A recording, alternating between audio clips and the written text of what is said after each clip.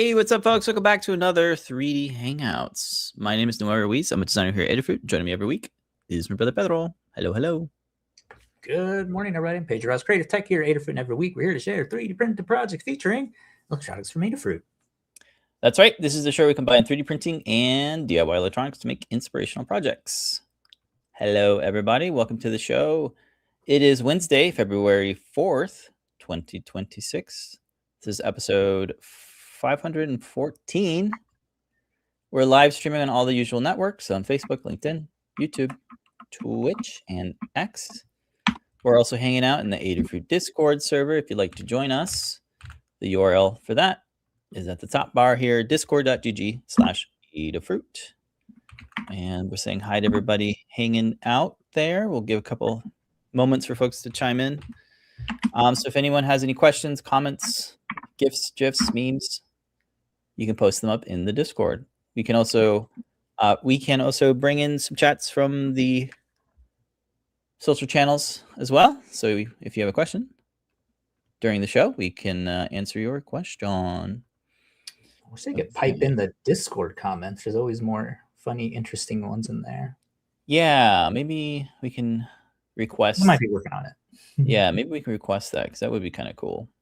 Because we use StreamYard as our streaming thing. It's completely replaced our Wirecast like 5 years ago, and it is great. We love it. So shout out to the StreamYard team for consistently working on a really great piece of software that we can use. All right, let's get on over to adafruit.com/free, find out what are the new deals going on this week. And we have a coupon code after this. So far from last week, similar to last week, for orders of $99 or more, folks are going to get a free PCB coaster with a golden Adafruit logo. Very nice. And if your order is $149 or more, you'll get that PCB coaster plus the Adafruit KB2040. And at the top tier, $199 or more, you get the KB2040, the PCB coaster, and free UPS ground shipping for continental US only. Adafruit.com/free for all the details. These get automatically added to your cart. While you're at your cart and checkout, please use our coupon code to get 10% off your order. Today's code, SUNGLOW, and it's valid for the next 24 hours. And this is a special coupon code for the folks watching the show live and maybe a little bit after. So SUNGLOW is today's coupon code. Okay. Let's check in on the Adafruit Discord server and say hello to folks that are hanging out there. Got a couple more links in there. One for the newsletters, so you can subscribe to those, and then the distributor links. Thank you. If you are in a different country, you can buy locally. Very good. Thank you. Giving shout outs to folks hanging out in the chat room. Johnny Bergdahl and Dew Wester are saying hello. Good morning. Hello. Good morning. Good afternoon. Good evening, wherever you might be. All right. So this week, me and Pedro are we're cooking up some stuff. We're working on some slice settings. We're doing some of this, a little bit of that. I just released a little video promoting our last week's project, the MP3 color sensing music player. So that video is out just to kind of promote the Learn Guide. I also published the CAD files on Maker World, which is from Bamboo Labs, and Printables, which is from Prusa. So I uploaded those there and, as a way to kind of promote the project. So that's the update on the color sensing music player. Thank you for posting the link up there. Yep, seems like folks like it. So I hope to see people make it. I'm getting some comments of folks starting to plan out that they want to build it for their little ones or with their little ones. I myself need to build another one for a young lady, Ada child. So I need to build one. I just got the parts in, and everything seems to be in stock. I think the doubler is the only thing, but you might have one already. So there you go. I also kind of want to make one for our friend Blake and Ari. They have 2 kids. They're new parents, and yeah, I think I want to make one for them. Mm-hmm. Yeah. Yes. We're using it for sleep time. Sleep We're time. playing in the little Love meditation sleep time. songs on there to help them go to sleep. I Very had to put on a thunder, like a soundtrack of just thunder. That's what he was requesting. Can you have it loop? Yeah, you could probably tell Claude, hey, make it loop. It's just like a loop true in the code. Yeah. Easy. Yeah, Cool. calculated how long the soundtrack is to have it to loop to last until like 12, so it doesn't loop out forever. Oh, interesting. Yeah. Although it has an RTC, so it does. I wonder if you could probably tell Claude, hey, do some RTC stuff. Yeah. Make it last until 12. Yeah. Then play this track at 8 in the morning. Yeah. So that's another thing that so many stuff you can add to it. Yeah. We were originally going to do that, but like we wanted to keep it super dead simple. All we used the ADA logger for was the micro SD card slot, which is cool because you only get like 8 megabytes of storage on the Feather PropMaker, and you'll run out of that pretty quick. Especially with MP3s. Yeah. Cool. All right. So that's our update. Update. It's out. Check it out. All the files are available. And then this week we are just prototyping a bunch of stuff. Prototyping and getting sidetracked on other prototypes.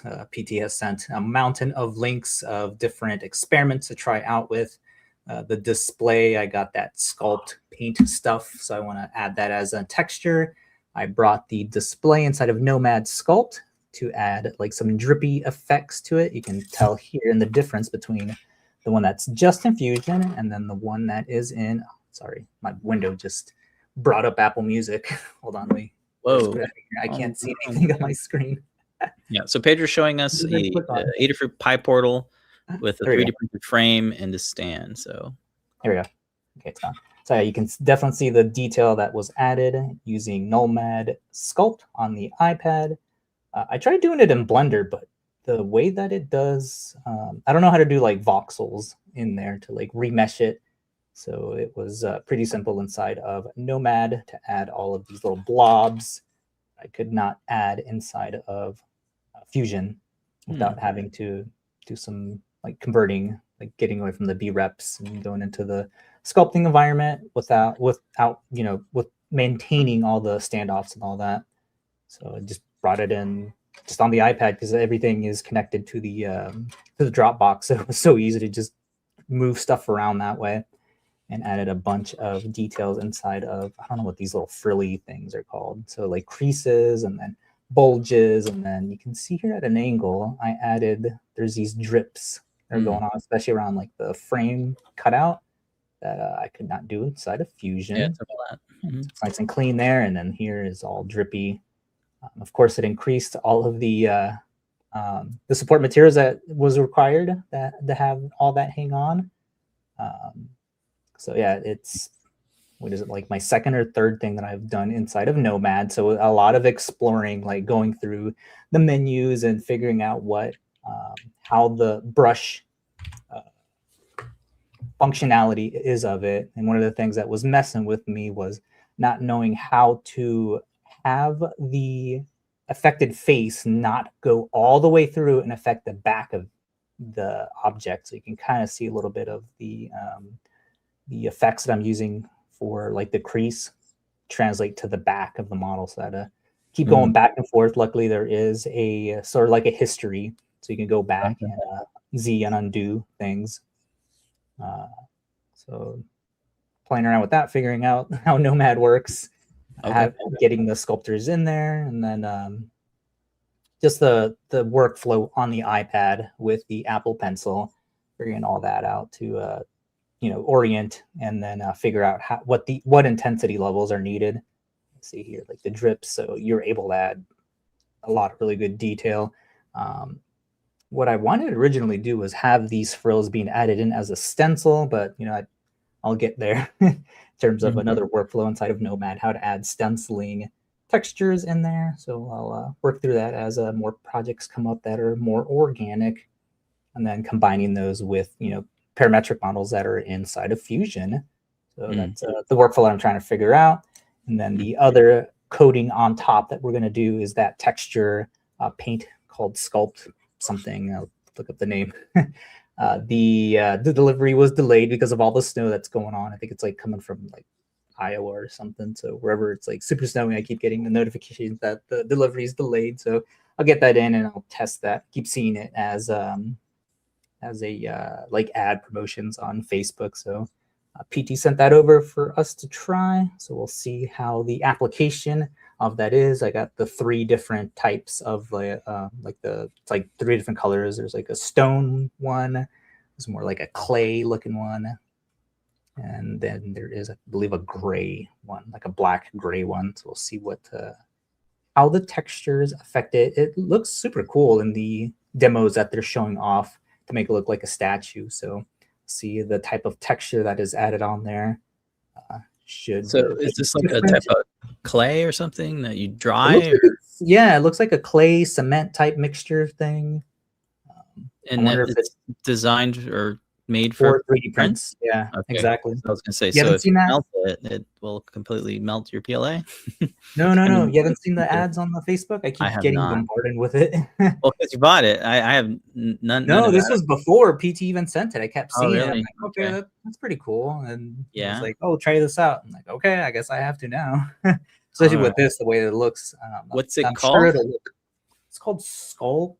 Let me look at the email so we can all look at it together. Great name to search for, Sculpt. All right. While you look that up, we have a comment from Chardane. Sculpt coat. Sculpt coat. Okay, like coating. Yeah, like a coating. All right, that sounds good. Let me see if and this is like something you bought on Amazon, or they have their own. I went right to their store. Front. Okay. Okay. Let's see. Allow. Is it right here? All right. I go. Sculpt coat. Free shipping on orders $40 and up. Okay. Check it out. It makes it look stone. Like stone. I see. Okay. This is cool. There. Yeah, check that out. Interesting. You can sand it, polish it. The examples that they show are these right here. Yeah. One of the taglines is like, oh, get rid of the layer lines. Yeah. Okay. Interesting. That's definitely cool. Yeah, it's definitely cool. On the website. If folks are listening, the website really showcases. These are for like sculptural works of art that it really enhances the surface. It makes it look like it was chiseled out of stone, or because maybe it really is stone. No, these are all 3D printed. Right, you know what I mean? Like maybe the sculpt coat is like it uses some sort of, I don't know, sand. I'm thinking it's like fine grain cement. Okay. And I'm guessing it air dries, because if you were to, bake it, it would probably melt the underlying PLA part. It just air dries. Yeah, no baking. Yeah, okay. Obviously, if they're targeting printers for this, the PLA would melt. There you can see that, and then you brush it on. Okay. Yeah, these are okay. So there's a bunch of content on YouTube and probably Instagram of great examples of it. Mm-hmm. Cool. So it's like a cool medium for anher medium. Yeah. Interesting. Remember my mouse into the device mouse, computer mouse. And then once it already has that coating on there, where my image is not loading, it looks like you can do like painting stuff on top. So here it looks like they're using like gold leaf type applications to it. Okay. How do I apply it? Okay, so here's a good example of what it looks like. Okay. You can keep building layers on top of it. Right. So you coat it thin layers. Ready within 72 hours. It has a work time of 15 minutes. Okay. Mm-hmm. Okay. So I guess so it definitely should look cooler than trying something like fuzzy skin. This is like a cool texture on top. And there's like we were saying, a couple different like colors. So I got the 3-pack here, like the white, the gray, and then the brown. Difference. I'll use the brown on this guy here and see what that how that. Yeah, I love the porous texture. It It looks really good because that's what it is. Okay. Yeah. Yeah. Stuff. It's like almost on the What's other end of please stop the music. It's on the other end of stuff like XTC coat, which is supposed to smooth. Exactly. It's supposed to smooth, and there's like vapor baths that you could do for smoothing your Mhm. PLA prints. This is like, no. Let's make it as porous as possible. Let's make it look as Exactly. rough as stone. How about that? So cool. It comes in a bag. Mhm. And okay, cool. So that's what you're gonna apply onto your frame. You're gonna make it like a stone frame. Yeah. Very cool. I am a trendsetter. Okay, all right. All right, Okay. trendsetter. I've got some good comments, so let's catch up with comments. This is from Charlene on YouTube. She is attempting to do some water droplets infusion, and it was hard to get a nice one, and wondering if Nomad Sculpt is better tool for it. You would say We will so? find out. Yeah. how to do So it. for Water water drop ripple, I would do a simulation inside of Blender. And then pause right where crazy. that's how a lot of that stuff is done. You do a Really? simulation and I thought it'd be easy. It's like you kind of just create a primitive sphere, and you just kind of like the cloth, like the tools. cloth modeling stuff. They'll do a cloth simulation, and I would do it in Maya back in the day, but now I would have to learn how to do it in Blender. Do a cloth simulation, and then you can pause right, in frames, export that as the mesh, and that'll turn out the best. That's how I see a lot of the people doing those types of like flowy type. What is that? Like the renders of that. Yeah. Okay. And then another question, also from Charlene. Definitely want to try the coat, sculpt coat thing. Never heard of it. I'm gonna start getting ads now. Yeah. Yep. I thought they would target anybody that posts anything 3D or has any of that in their profile. Yeah, I might have seen it like maybe a month ago. I just kind of skipped it. Mine is full of all the ads are targeted like for 3D printing stuff. 3D printing, like camera stuff, like mounts, plants, like everything that I like. I get like the perfect targeting on all that stuff. Mine's like a mix of 3D printing, woodworking, and music production, because that's like what I do. So it's funny. Another one from Charlene. Okay, nice. Thank you. Didn't know you could do a simulation in Blender. I'm sure there's plenty of tutorials too. Yes. Very good. All right. Well, thanks for sharing that Sculpt Coat. I'm glad I got a better picture of like, what is this stuff? Like, yeah. Is this like some? I have a feeling it's like that super fine granulated cement stuff that you can buy for. I think what I've seen it most useful for is the filling in cracks in, like, say, your driveway. It's like super fine cement. All you do is add water to fill it in any cracks that are like on a sidewalk or cement, things like that. I'm assuming that this is more than just like, oh, I got some baby powder and some like Mod Podge and some glue, and I'm sure they smash it together, and here's the my special recipe. Like making a jack or something. I'm sure they did some work on figuring out what the right formula, the ratios of all the materials. Ratios, yeah, that's funny. Yep. So that's one of the things working on. And another thing would be like, is it toxic? Do I need to wear a breathing mask? Like, is there fine dust particles? There might be fine dust. Yeah, maybe do it outside. We're gonna do this outside. Yeah. You need just add water kind of thing, right? Okay. I mean, we'll find out, but it looks like you'll find out. I haven't played with it, or I haven't bought any. Okay. I like this one here. It's tentacle one, like the extra stuff on there. Yeah. I wonder if it adds weight to the print. Maybe. Again, if it's like cement, it's grounded up rock. Hopefully not asbestos. Oh gosh, yeah. We found a new use for it. Oh jeez. All right. Well, you'll report back when you get it. Eventually, you'll get it once the snow subsides.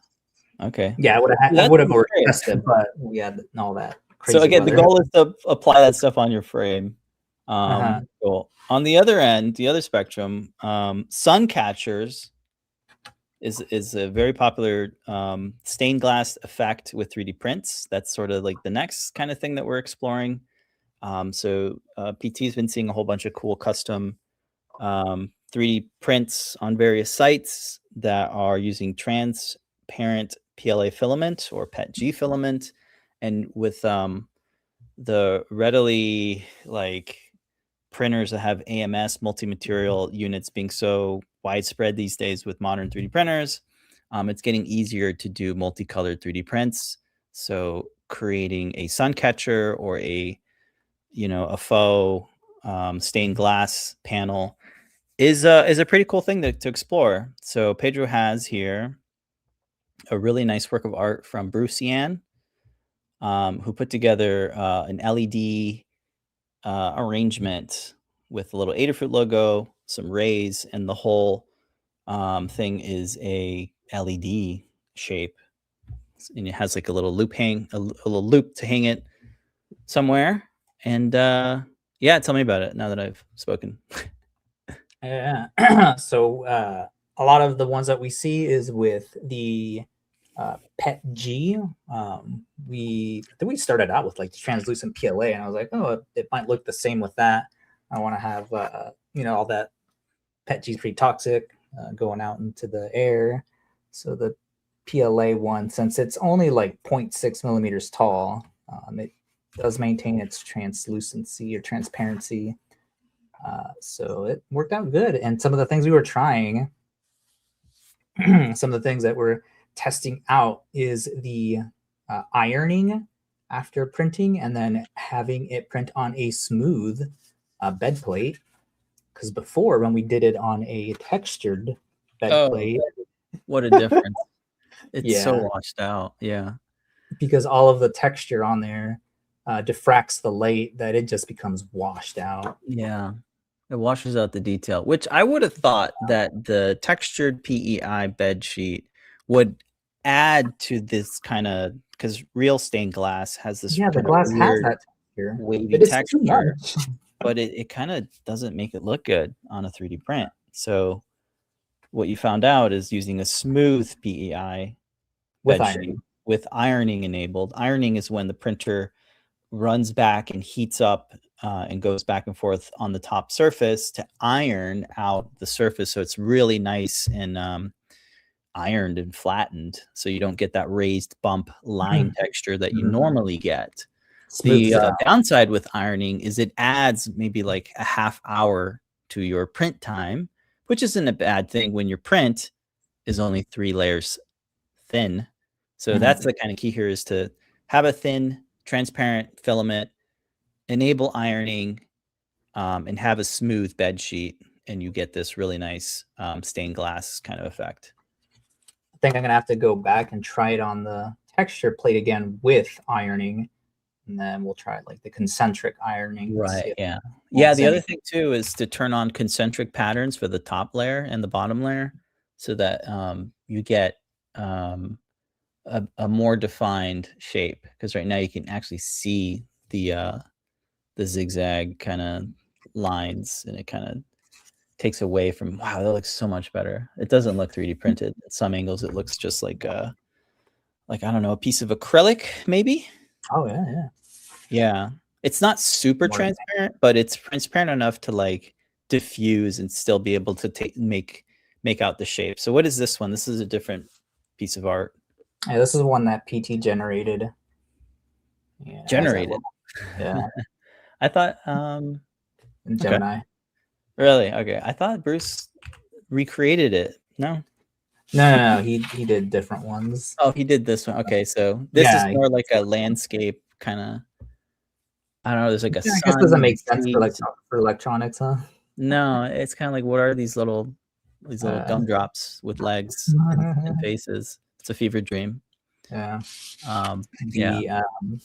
The funny part with this one also is it's printed in 5 colors. Right. I only use one of the AMSs. I didn't think to combine the 2 AMSs I have. Oh, that's right. I was printing this thing, so I couldn't just rip it out in the middle of the print. Right. Okay. But I should probably try that, because it was quite annoying to manually have to keep inserting the external spool on there. It warns you to go ahead and do it. It pauses for you. Oh, but it's still, it takes longer to go in there and manually put things in, and then especially with the translucent filament that I had. It was older translucent, or just an older spool, so it gets snapping. Yeah, so you can do 8 colors, which is a lot, I think. Yeah. That's cool. How long do you think this print took? This one that you're showing us here, This the one, nice I believe, took like 2 or 3 hours. 2 or 3 hours. Okay, and it's about 220. It's like 200, yeah, 220. It's as big as it can go without messing with the purge block or the calibration extrusion that it does on the bottom. Right. Okay.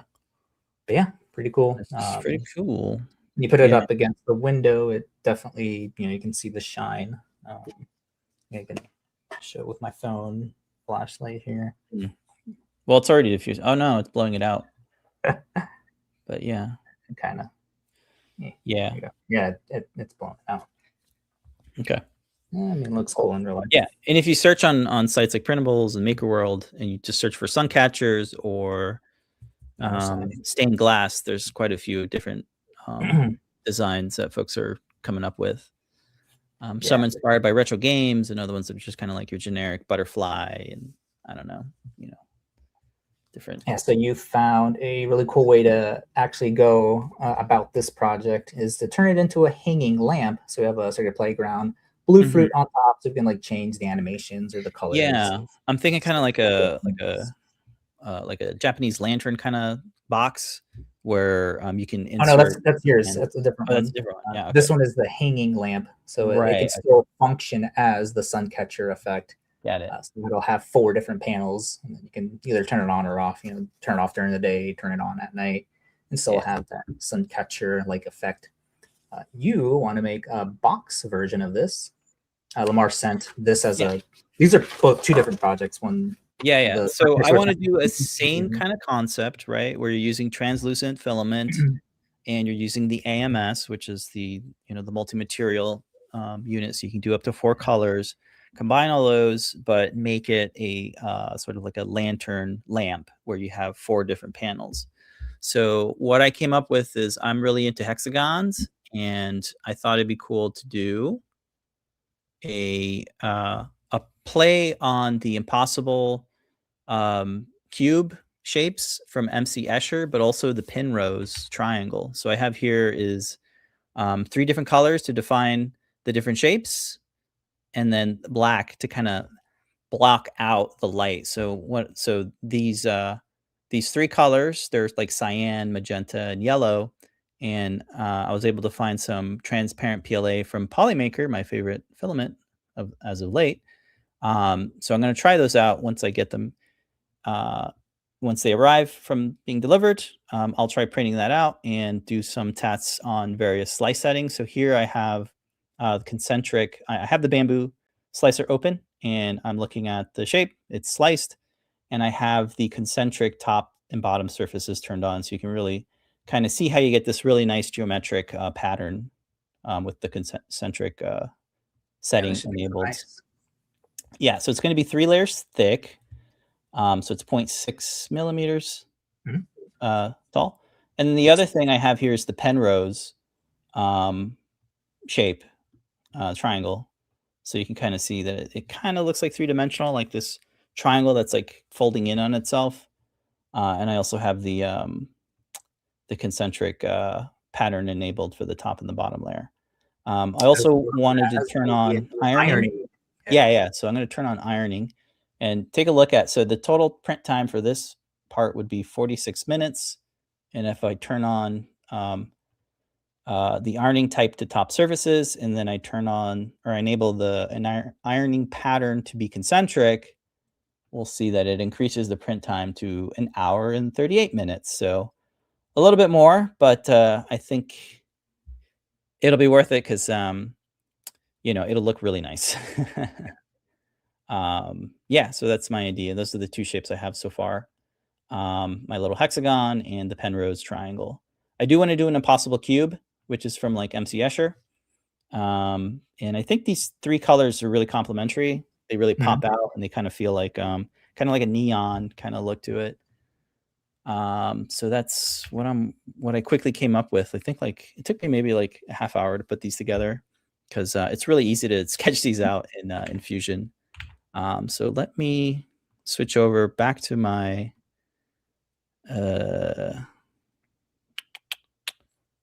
hold on. I'm going to share my screen. It's my browser. Okay, so I have a collection of impossible shapes that I want to do. So here's a whole bunch of them, like different cubes, different triangles, and you can see how most of them use like 3 colors to really define the shapes and to give that optical illusion of like a cube or a 3-dimensional thing. But it's a little bit of Bauhaus, a little bit of Penrose, a little bit of MC Escher. I really like this this lightning bolt. Oh yeah, that's cool. It looks like it's kind of folding in on itself, which is cool. And there's just a lot of fun, really bright and vibrant colors, but very geometric, kind of easy to build, I think, in my opinion. It's really easy to sketch out geometric shapes in Fusion. Here's one of like this cube, but like it's an arrangement of arrows that come together. I think that's really cool as well. So yeah, I really want to do this lightning bolt. So I think I'm going to do the lightning bolt. Yeah, looks And cool. I like this cube as well. This cube looks like it's a cube that's like going into itself. So I think if I turn these colors into those 3 primary colors, I could get some pretty cool effects. So that's my idea. I'll make a couple of them, and then I'll make the kind of base for the lamp so that I can swap out the different panels and then just use either a circuit playground or a blue fruit circuit playground to make the thing light up and illuminate. So that's what I got. That's my idea. It'll be interesting to see how it prints with the filament using those slice settings that we talked about. But I think the main takeaway is to not use a textured PEI bed. Use this nice smooth bed and turn on the ironing. For yours, I'm interested to see that PEY bed, the one that has the holographic stuff on it. Yeah, you think I should try that? I think so. Yeah. Yeah, so that uses the although I should try it anyway just to see what it looks like. Yeah, I should have ordered it. Dang it.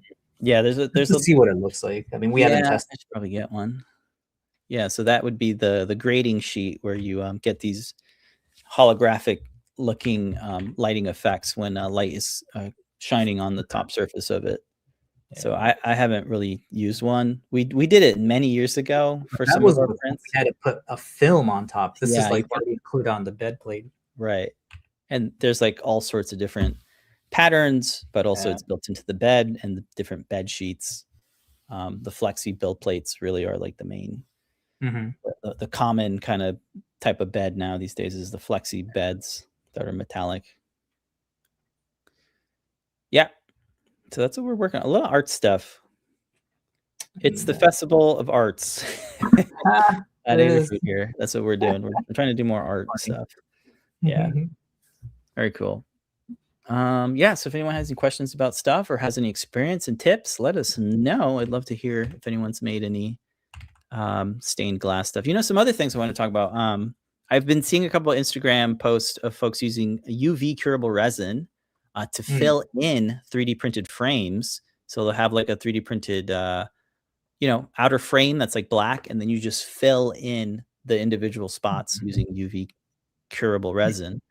The one thing we don't want to do that is we've we don't like smell resin. Yeah. So we're trying to avoid it. We're trying to avoid the resin, the goop. We don't want to play with the goop anymore. So, but that's another thing that folks are doing, and you get a really nice result. I mean, the resin looks like glass, so it's cool. And you don't need a gas chamber, I don't think, because it's okay to have a nice small print. You don't really get bubbles and stuff. You played around with UV curable resin back when we were doing keycaps. No, I got bubbles. I got bubbles on the keycaps. You got bubbles, yeah. Yeah, but this is more like, this is like a really thin layer of resin, right? It's like 0.6 millimeters less than a millimeter. So maybe you don't get bubbles. So that's what I saw. But again, I don't want to play with it. Fumes. I don't know. Yeah, PT sent over some like electroplating ones. Like, oh man, it's all like chemical. I don't want to play with chemicals anymore. Yeah. So yeah. And that's like why I don't want to do the PET G, especially for how thin this is. I think it. I mean, we've printed in PET G before, and like I couldn't tell the difference between translucency of thin things. Yeah. It was the same when we did the hard drive cases, the translucent hard drive cases. There was a color that I did not have in PLA, but I had in PET G. It was the pink, and it looked the same, the translucency of it. I used the PET G just because I didn't have any translucent pink PLA. Yeah. It looked the same. Yeah. I'm remembering now but then I had to, I had to slow down the print. I had to have the bed heated, to 70 C. So the extra time, because you have to print slower with PET G. It wasn't worth it. It was like, well, why would I do that if it looks the same? I just gotta, do different settings for it. I'm vaguely remember we were able to achieve really, really transparent prints when we had the glass bed on the Ultimaker printers. Yes. I wonder, how do we do that with our Bamboo X1C printers? We really can't do glass, can we? Maybe that PEY is because it looks like it's smooth. It's a shiny surface. So Piled 3D on YouTube is saying the PET G is clear when super slow. So when your print is slow, is super clear when you use a 0.8 nozzle as well. Oh, really? Yeah. Yeah, remember? Somewhere, yeah. The bigger the nozzle hole on the Z, the more transparent it is. Oh, on the Z. Okay. Okay. Makes sense. Yeah. And then you can add, I just saw was like on Instagram using I forget what polish that they add onto it, like a polishing. Oh, and it makes it more clear. That helped it be clear as well. Yeah. I'm not too concerned about making this Suncatcher projects like super clear. It just needs to be like semi-transparent. Yes, so I mean it's pretty clear. It gets diffused because idea we have a light behind it. So yeah, once you have a light behind it, it's going to be pretty clear. I mean, not clear, but it's got a nice effect to it. Yeah. Yes. Yeah. I've had the Bamboo now for like a year, and I really haven't done too many multicolor prints like this, where it's like I'm using all the colors, and the colors are creating this effect where it's like it's creating a little bit of 3D to a 2D thing. So that's why I'm like going with like the pin rows and the impossible objects, cubes. Yeah. Piled 3D thing. I just printed a clear PET G vase with a 0.8 nozzle. So yeah, you're gonna get really clear. Yeah, that works almost really like good. Acrylic or a glass kind of transparency. Yep, we got the 0.8s, the 0.6s, 0.4s, and the 0.2s. We've had recently. I've yet to open up the fine and the bigger nozzle for the Bamboo. Yeah, I don't want to. Everything works pretty good on the 0.4. Yeah. I believe it's easy, right? I don't think it's as easy as the Ultimakers where you literally it's just slots in. Yeah, I don't know. Maybe it's easy. Relatively, if you've done it before, I'm sure it's easy.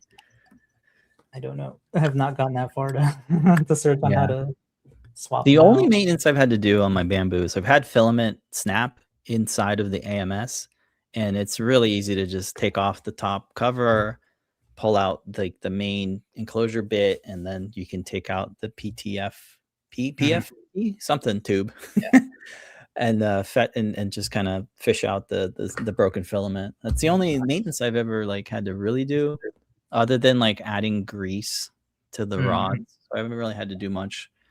I sent you the link on the how to remove it from the buffer. Yeah, that's my nightmare. Is when the filament. It's easy. It's two screws. It's two screws. You take out the back cover, and then you push in while pulling out. Yeah, I saw the video. I'm like, okay, I at least need to know this when it does happen. It'll happen one of these days. Yeah. Let's see. Pile 3D is chatting up in here. I don't bother changing my X1 nozzle. Scares me, yeah. If I want to customize the size, just use my A1S Yeah, instead. Yeah, if it idea. involves screws, it's like, oh man. Yeah. Yeah, I remember we used to do that with Ultimakers. We just had 2 of them. Like Or one would be dedicated, you know. Oh, yeah, but before the ones with the slots, you just pop it in, pop it out. Yeah, I remember having to heat up the nozzle, swappable, take it out with a print socket. Yeah, that was annoying. So hot you can't touch. You accidentally drop it. It drops right on the glass bed. Right, or it drops in your lap and burns your hand. I know that before. Yeah. Let's see the other one. Not too far on this one yet. The printed LED nails using the RFIDs. Yeah, this is that we have in the shop. Is this the screen? Yeah. There you go. Yeah. Kind of hard to make out though, especially if I have it. Get closer. I want to mess with the angle of the camera there. Yeah. So MagSafe polarizer that I have attached to it, the adhesion fell off, so I'm scared of that'll fall off right now. Okay, so these are NFC tags, stickers. So they are you can purchase from the Adafruit shop. Yeah, and they light up when it gets close to your NFC reader. Kind of see it there. So if we have it like on a nail that is diffused, it'll hopefully light it up really good. The only drawback to these is that's all it does. It just makes it blink. Yeah. So there's a little thing on the back you peel to attach to a nail. I'm gonna 3D print a nail so it can be reusable. And it's pretty light. It's bright. You can see the LED there glowing. The only drawback is that that's all it does, just light it up. It doesn't have actual information on there.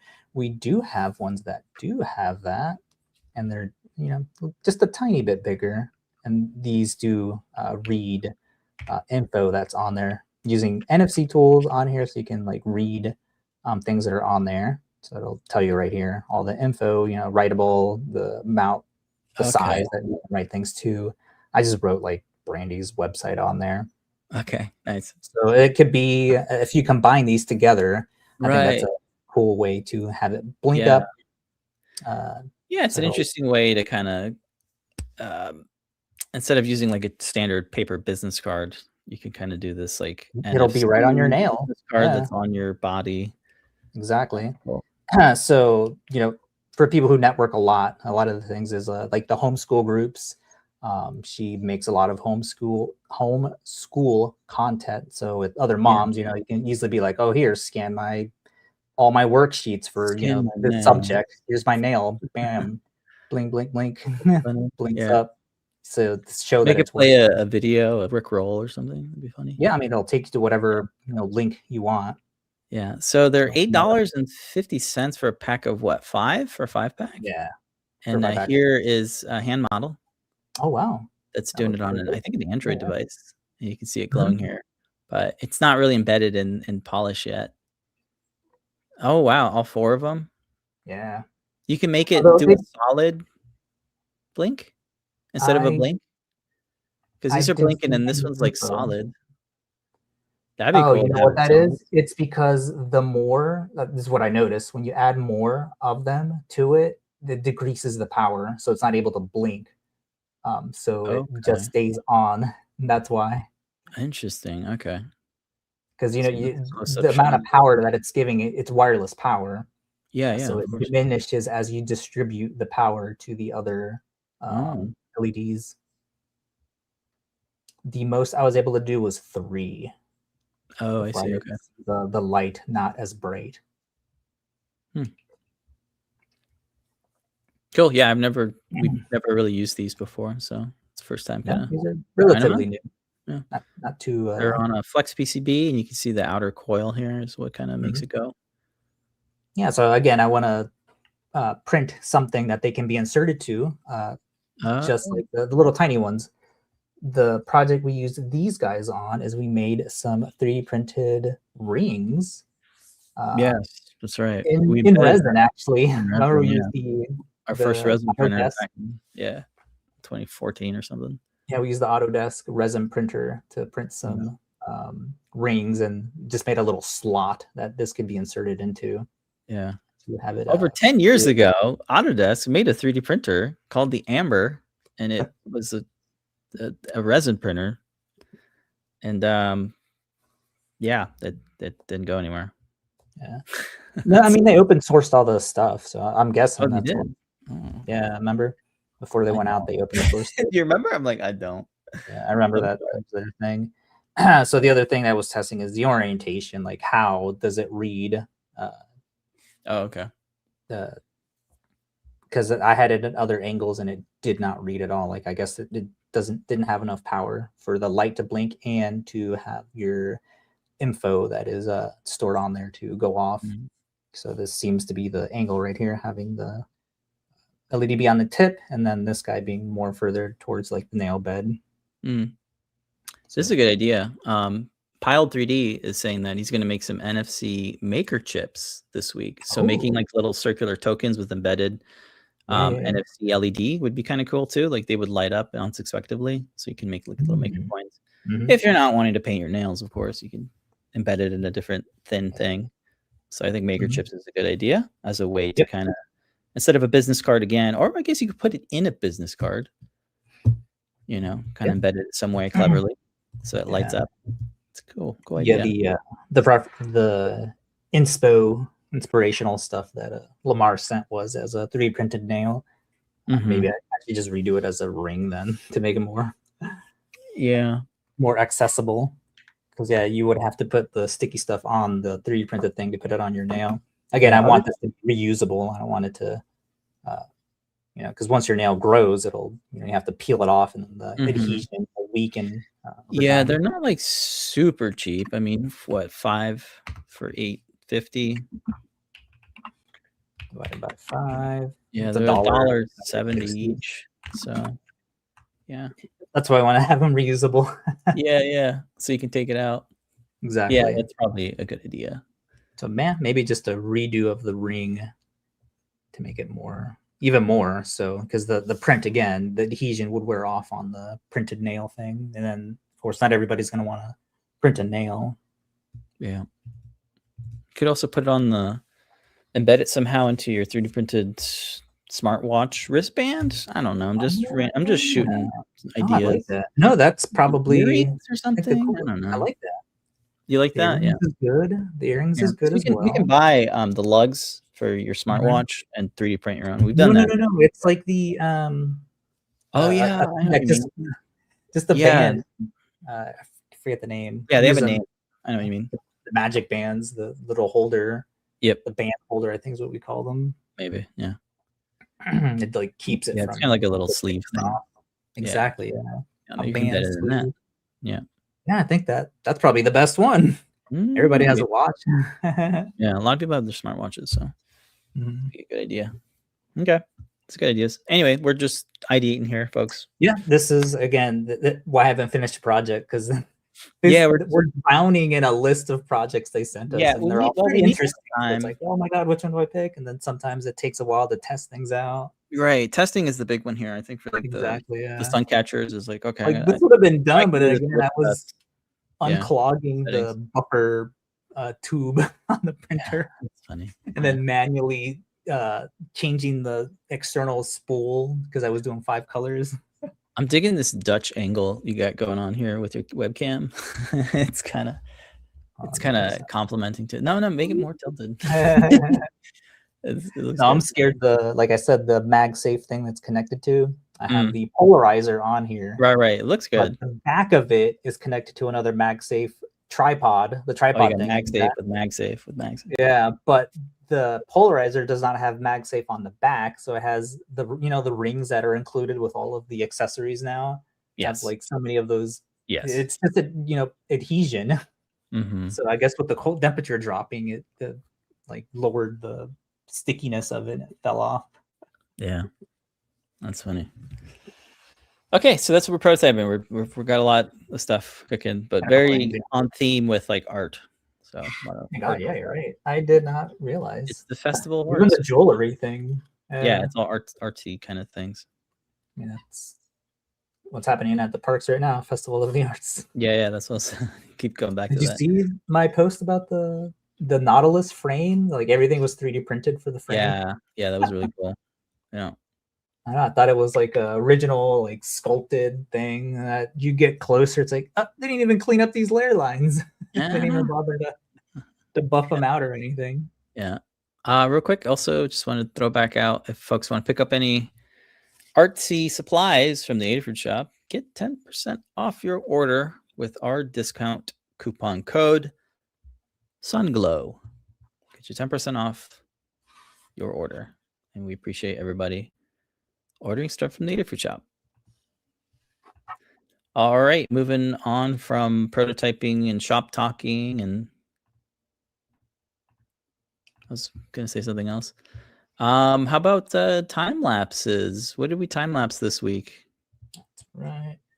This week on Community Makes for Timelapse Tuesday, we have Valentine's coming up. I think is it Saturday? I was drinking some water. I believe so. We should know as married men here. We should probably know. We got this really cool articulated flower that blooms when you twist it. Yes, you're right. It's Saturday. It came out super cool. Time is ticking. It is a Cults 3D model that we had to buy. I think it was like $8. Oh, okay. Sounds super cool. In the file, it does include different tolerances, like the screw and the base, if it is not opening and closing. So I had to do that, the higher tolerance model version of this. Check that out. It opens up when you twist it. Yeah, that's really cool. I think I've seen another one on Instagram. It's like you twist the bottom and it kind of. Oh, maybe it's the same model. I'm not sure. Maybe, yeah. Probably was the same model. Very cool.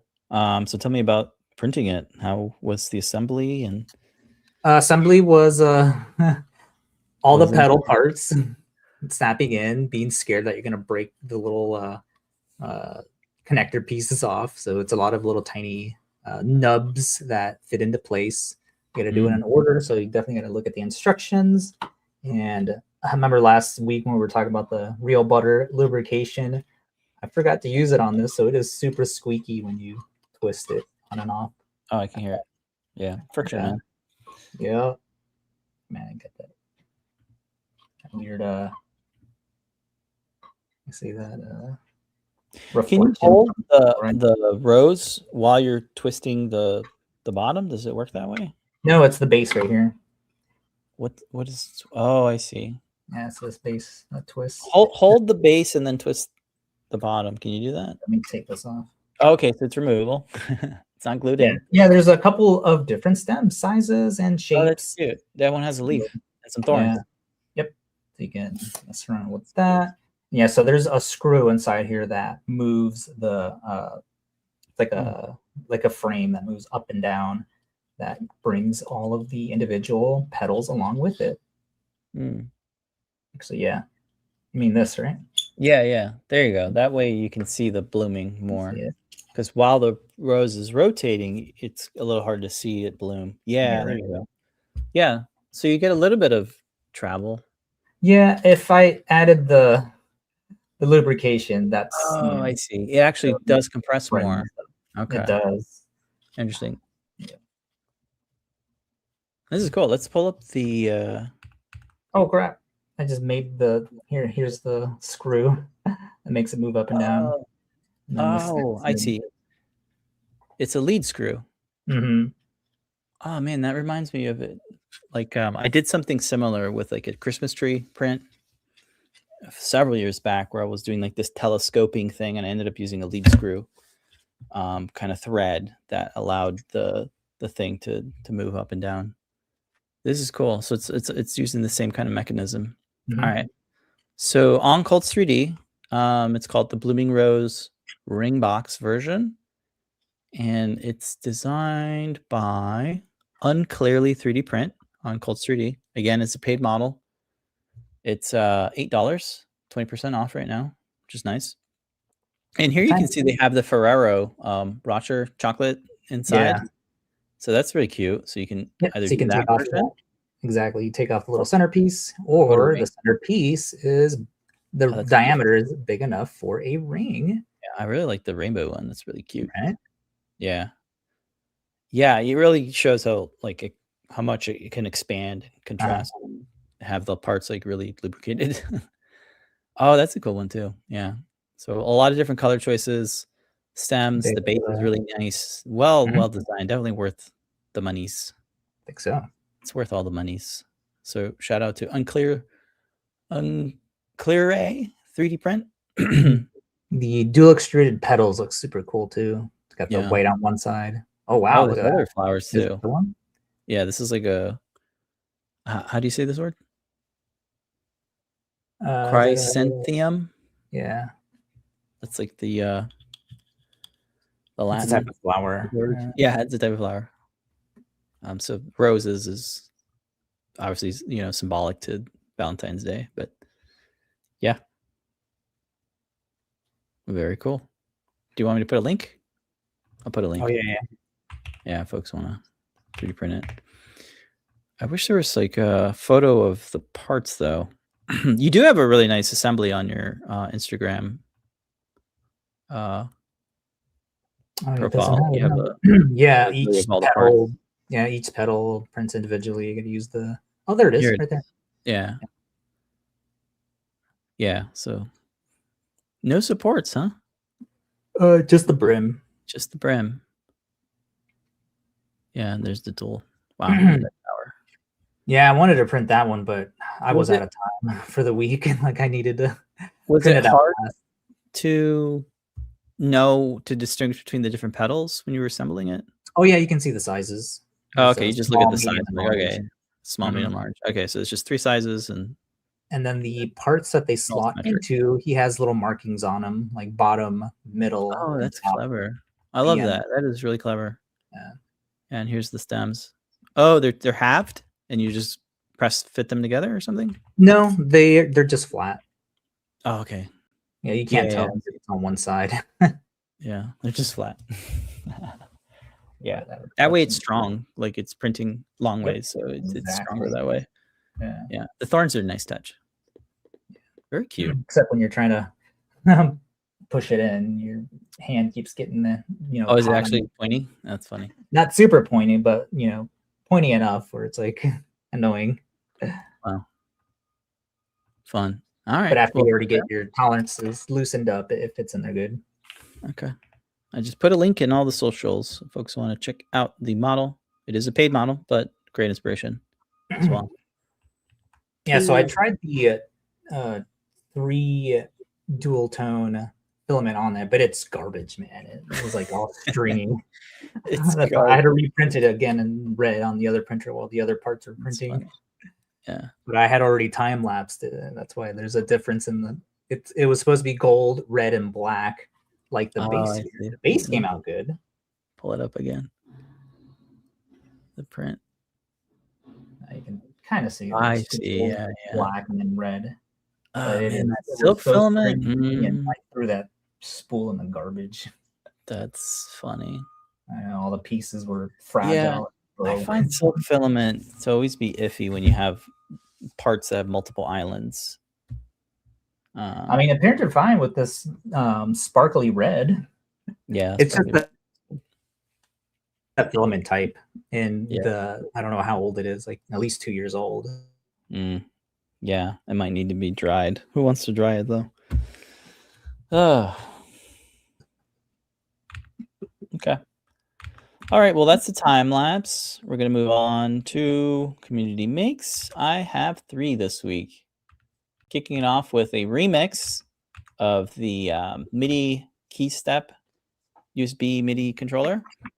Willow Brown on Printables made a super wide version, a 12-key MIDI controller remix. So they looks like they used Fusion to like scale it up. Yeah, it looks really wide. And they also have the model here all widened out. So that's funny. Nice. Yeah, very cool. And then after that we have, since it's snow season up here in our part of the world, Snowbird mold gets another remake, another make.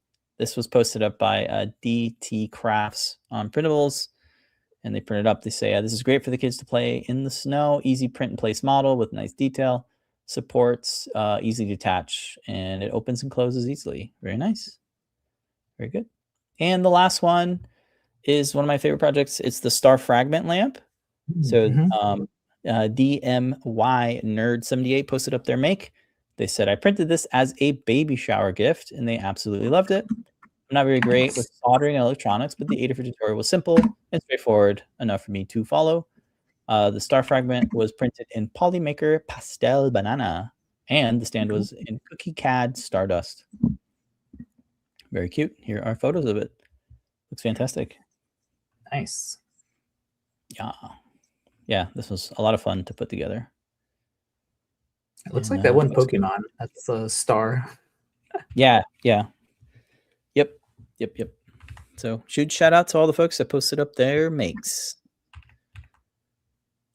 All right, and we are at the end of the show. Don't forget, folks, if you do want to order some stuff from Adafruit, you can use our coupon code SUNGLOW to get 10% off.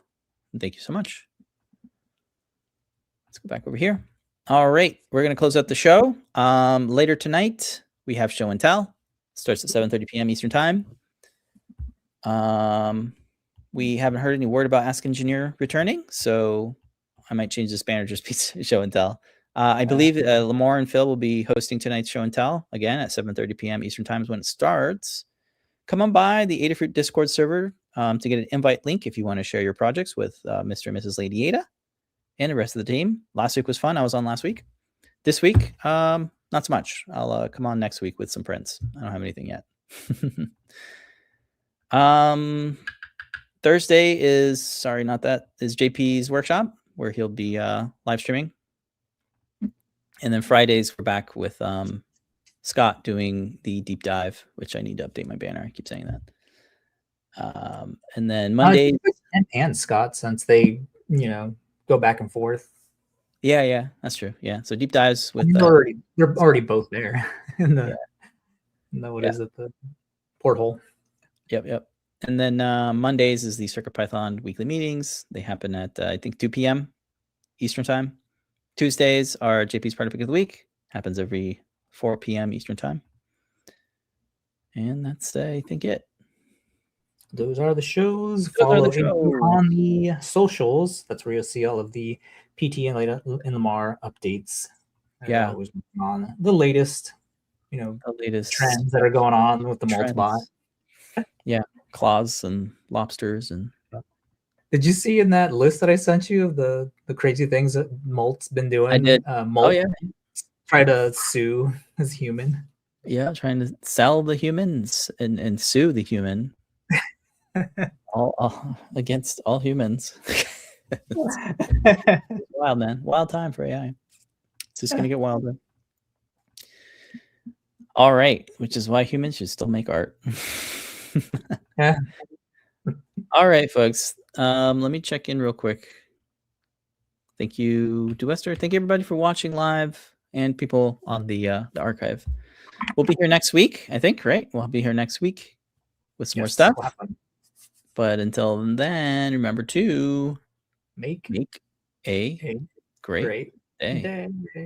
Adios.